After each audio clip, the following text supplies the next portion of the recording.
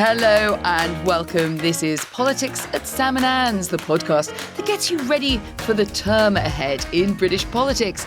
I'm Anne McElvoy from Politico. And I'm Sam Coates of Sky News. Welcome to the box set preparing you for politics to return in the autumn. Today, weighing up Britain's worth in the world, where Keir Starmer's foreign relations take us for the rest of 2025. As an unexpected foreign policy prime minister, Keir Starmer came to office with war on Europe's eastern border in Ukraine and the Israel-Gaza crisis upending the Middle East. Both events and their consequences have shaped the early part of his rule. But 5 months in, it feels like foreign policy was going to be turned on its head by the re-election of Donald Trump to the White House. Having authorised Labour staff to campaign for Kamala Harris and against the Donald in the presidential election, Starmer has actually managed a remarkable turnaround and now can credibly claim, I think, and we'll check this in a moment, to be amongst the US president's closest international allies. And whether it's China or Russia, or whether the UK should position itself differently in the tussle between Europe and the US on everything from tariffs to technology, so much of our foreign policy is tied to the White House and our relations with its main inhabitant. Now that the UK is tethered diplomatically and economically to Washington, DC, where does that leave us from this point? Well, when Anne and I were discussing who should join us to work out where next for Britain in Trump world, there was really only one option of who we wanted to speak to: John Harris, global editor of Politico. Welcome, John. Hello, Sam. Hello, Anne. Well, hi there, John. And as well as that role today, John was the co-founder of Politico from 2007, so an expert on the grand sweep of US politics for a long time, as I often remind him when we're podcasting, and the characters who drive it in the political fray and the interplay too that brought Trump to power not once, but twice. And actually, I've got a personal link with John as well. Exactly 20 years ago this summer, I sat alongside John Harris in the Washington Post newsroom, alongside Mike Allen and Dan Baltz and Damon Milbank and other greats of American political journalism, before Politico, I think, was even a glint in John's eye. So it's an honour to be listening to and to be able to seek your views once more. So, John, if the premise of this podcast isn't quite future casting, but to try and work out where the next 6 months is going to leave us by understanding the man at the centre, I've got some questions. We all live in Trumpland. And so as we hit the midpoint of this year, I just want to know, how stable and strategic is Donald Trump? Is there anything like a plan for the next 6 months, particularly with how he deals with world affairs? Or is that to completely misunderstand the man elected to put America first? I think when it comes to Donald Trump and the way his brain works, there is a worldview that is fairly consistent over years and decades. A more conventional leader would have such a notion. By the end of the year, I want to achieve X, Y, or Z.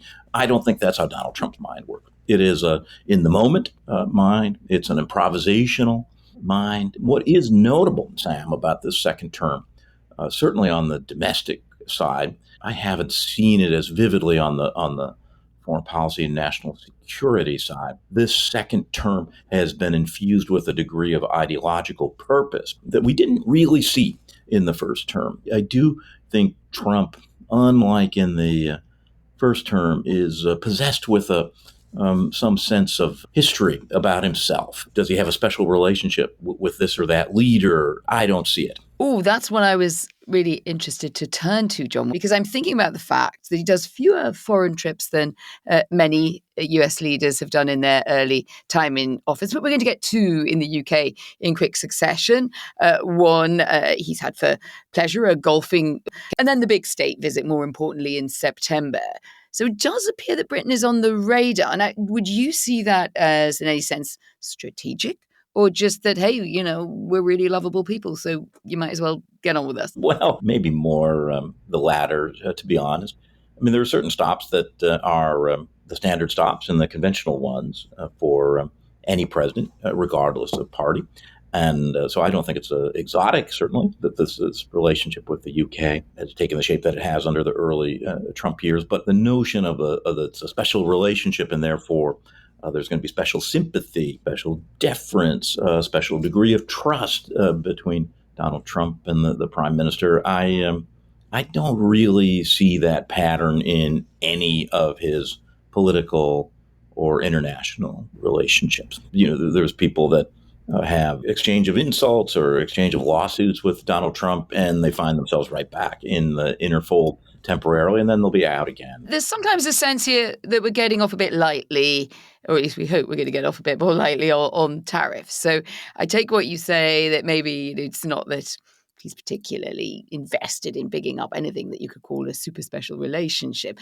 But do you sometimes, is there a view of Donald Trump of the world that if he kind of likes you or there's an acceptance that you're not so much at the sharp end as perhaps others, where the message is a bit more punishing? I mean, I don't mean to be coarse about it. The key is to lay it on thick, and if you do, and you praise, and you bow, that works. If you want a more adversarial relationship, that's easy to have. You will have it. If you want, a smooth relationship, you put yourself in a supplicant position. I just think it's that.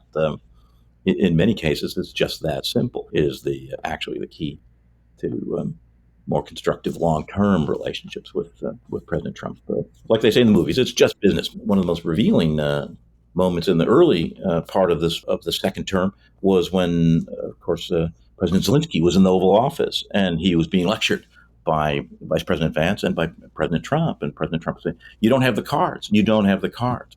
In other words, you don't have the negotiating leverage. And I think that's what he's going to ask in any such encounter, even ones that aren't as made for the cameras, public confrontations like that one. So I would say for the prime minister, that would be the most important calculation. Actually, what are my cards? What do I want? And what is the leverage? So let's put this in the bigger context. Obviously, the visits to Britain are very important, but apparently there's a world outside the UK. Who knew? There are three major global issues moving at different speeds, interconnected. A lot of what happens in the Ukraine conflict and the ultimate outcome depends very heavily on Donald Trump's relationship with Vladimir Putin. We've seen a lot of changes in that relationship. We've seen what looked like a bit of a almost like a brotherly bond rhetoric. What do you think the implications are of that very changeable relationship? When it comes to President Putin, I do think Donald Trump did, in some ways, kind of romanticize or inject an element of sentiment into the relationship and had a belief that Vladimir Putin and I understand one another. He sees the world as I see it. And I think he felt that he had rapport with Putin, made it clear that he was pleased by Donald Trump's return to the White House and all that. I think those things caused President Trump to think Putin is not going to be a difficult challenge for him as president. And he's finding out that is, in fact, somebody who's going to vex any American president, who is going to press his advantage wherever he can. And where do you think it goes from here? Well, I do think there's been logic for some time in Ukraine that the war can't continue indefinitely. President Trump's basic appraisal that he announced very publicly in the campaign wasn't actually that different than what Democrats were saying more privately. Ukrainians have fought valiantly, but now they have to recognize that they're not going to win the war. There's only a way to settle it on the most favorable or the least unfavorable terms. So, John, I just want to ask about China, because Britain has made a massive bet under Keir Starmer, and that is that it can afford to get closer to China than, for instance, under the previous Conservative administration. But that strategy really only works if there isn't a big backlash to that close relationship from Washington.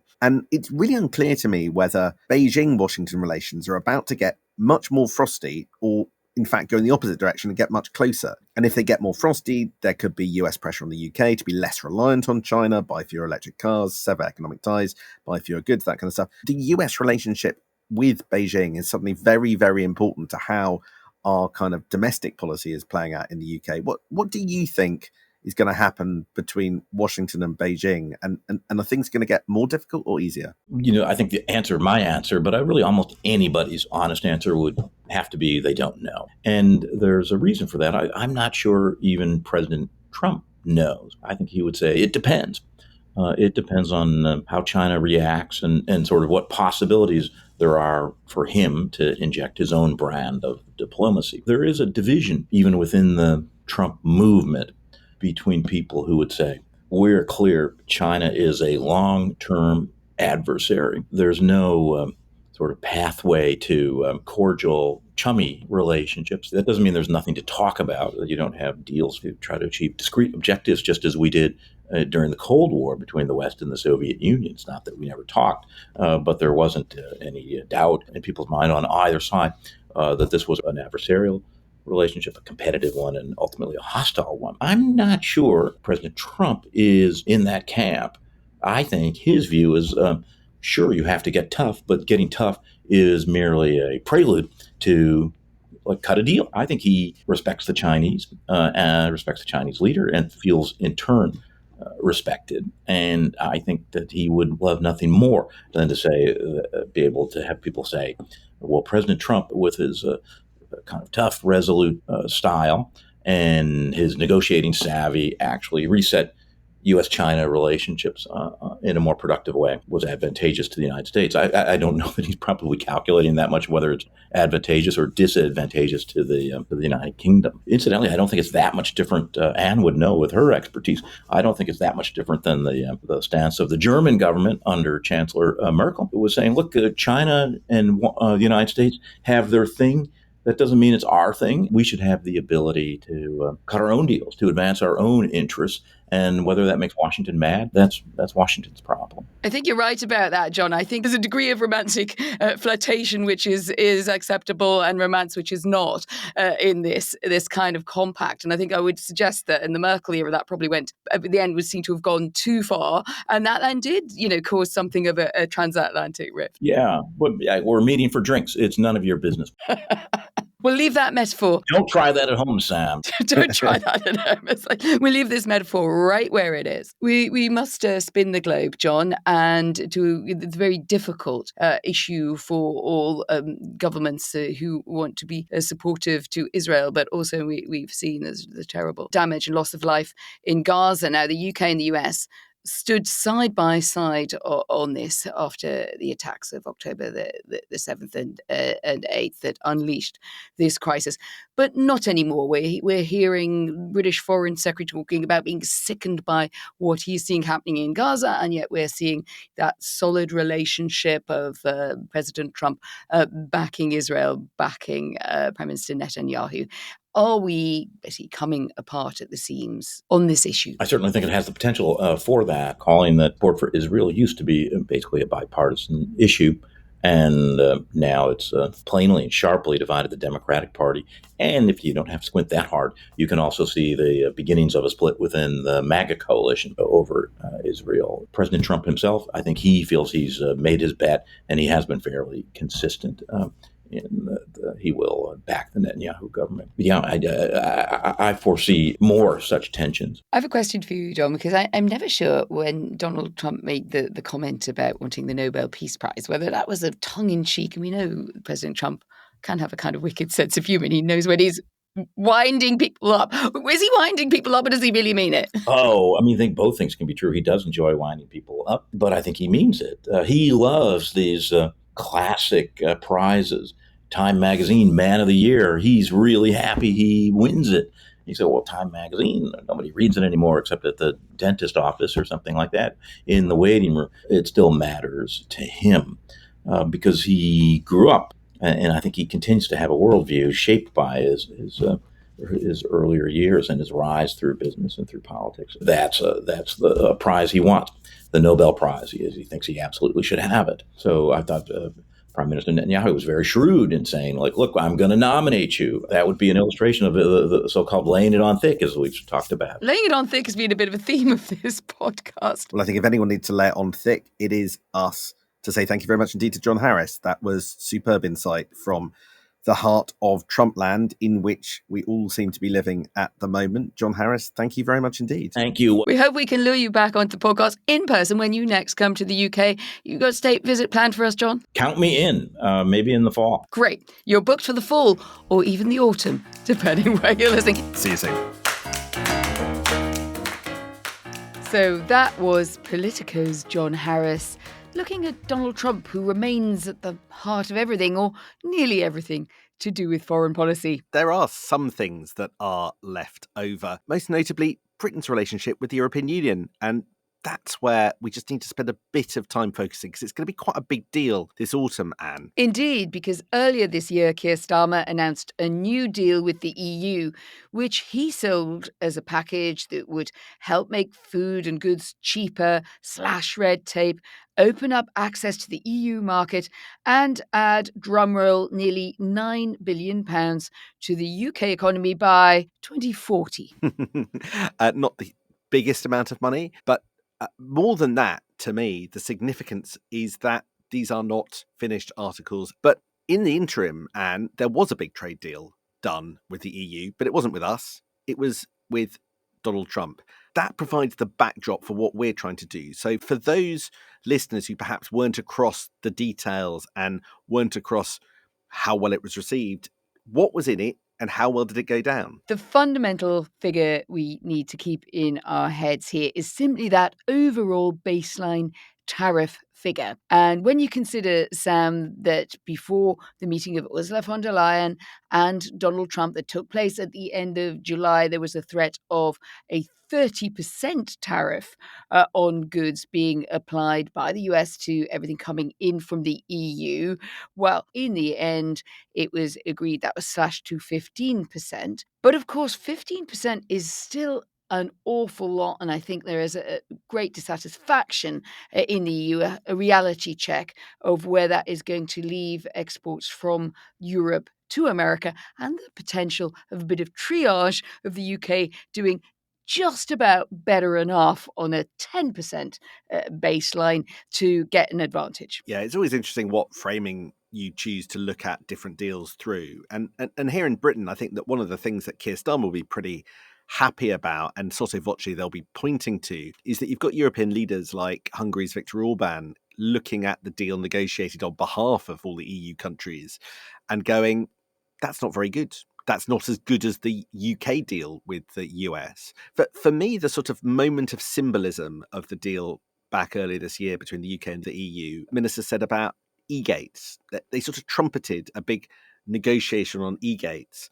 But in fact, all they did was remove future commission language which forced Britons to go through the non-EU e-gates. But it remains up to a nation-by-nation negotiation for us to basically convince individual member states to let us in. And that writ large is kind of where we are. There is a long way to go before we get the benefits Keir Starmer promised, like membership of this kind of common food zone, membership of the electricity trading scheme. And all of that has yet to be determined over the autumn. I think that's absolutely right. And no one is more passionate than me about e-gates, standing at Berlin airport very frequently in the naughty queue. But you're right to say that this is symbolic. And it's symbolic of something else that I've noticed in our relations with the EU since Keir Starmer took over. A very different tone. We've had all those nice friendly visits that we've been able to observe close up. It's just that when it comes to the thing that was really supposed to do, which was to reduce the trade frictions, that's actually where progress seems to be the most halting. So I think a lot of little things are being sold to us as we go into this autumn as being positive momentum. We'll certainly see that very much in the defence space. The Anglo-German agreement, that just happens to be the one I know best, is very promising on all of those things. But if you say, well, unless you see our success as being purely about who's going to make defence deals together and make parts for aircraft or drones to help Ukraine, I'm not sure that we've come a lot further in the trading relationship, but I might just be a bit pessimistic. Look, it's never been my style to give up an opportunity to point out a glass half empty moment, but I do think there is quite a lot of this in the EU deal insofar as it's been done so far. I've got one big challenge for the government, which I'm going to be looking at very carefully through the autumn. The big thing in the EU-UK deal is reducing friction. And one of the ways that we're going to do that is that Britain is going to rejoin what's known as the EU phytosanitary area. In other words, we're going to harmonise our food, agricultural, export-import rules with the EU in order to basically allow food goods, agriculture goods to go over the border with the EU in a frictionless way. It's a big deal. It potentially means the UK is going to have to pass lots of legislation to catch up with a lot of the laws in this space that the EU has passed since we left the European Union for good. And so there are domestic challenges, but the precise specifics are yet to be negotiated. And I've been going around asking people, British government, European government, experts, do you think that this big change, this membership of the UK of the EU SPS zone, to use its technical term, will happen in this parliament? And I keep being told, hopefully. But there is a sense that this is so complex and there is so much to do and there are so many hard-fought areas of this around the margins which could disrupt the negotiations that it is not certain that this big win that we are being sold by the Prime Minister definitely happens in this Parliament, because it's harder than anybody made out. That is a bit of a gobstopper, actually, because if you take that, both the scheme that you're talking about, and then you take the emissions trading scheme, I thought the implied pledge there was that we'd get this by the end of 2025, or at least be on the road to that. It sounds like you think this could be kicked down the road a lot longer. You've just got this issue that since we left the European Union and its structures in the back end of 2021, the EU passed lots of laws internally in order to sort of update and evolve its own body of law. And if we don't pass those laws, are we going to be allowed to join this bit of the club? And here's the thing, Anne. If there are difficult trade-offs to be made, I doubt that we've got the internal political strength to make it the closer we get to a general election of our own. If this is to be done, it needs to be done sooner rather than later. Sometimes, Sam. Thank you very much indeed for joining us. It's been a pleasure, and we will see you again next week. See you next week.